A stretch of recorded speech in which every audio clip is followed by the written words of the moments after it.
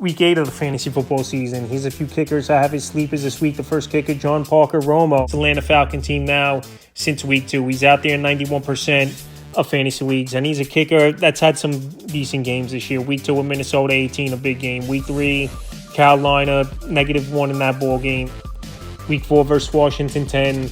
Week 6 versus Buffalo, 4. And Week 7 at San Francisco, 4. But this week, a good matchup versus the Dolphins. Give up the third most fantasy points to kickers on the season. The Dolphin defense can't stop anyone as well. And also, it's an indoor game as well back home for this Atlanta Falcon team, where obviously it's an easier place to kick than on the road, dealing with the weather and other factors. So right now, Romo, he hasn't been great, but it's a good favorable matchup versus the Dolphins that every team scores a lot of points against. I think he's a decent sleeper option this week. The next kicker, Joey Sly of the Tennessee Titans. He's out there in 95% of fantasy leagues is Joey Sly. And this season, he is putting up fantasy points. 5 games of double-digit fantasy points out of the 6 he played in is Joey Sly. So the last few weeks for him, Week 4, Houston, he had 0. Week 5 at Arizona, 11.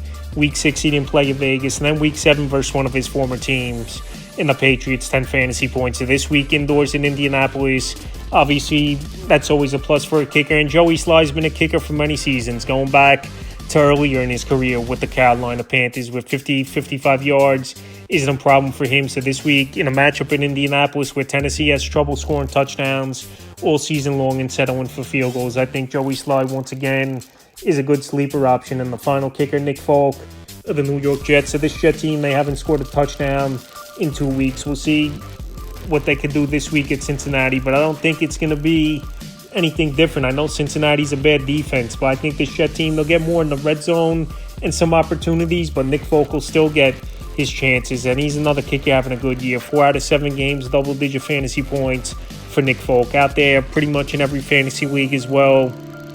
Available in 97% of leagues. And this Jet team, like I said, they can't move the football. They can't punch it into the end zone.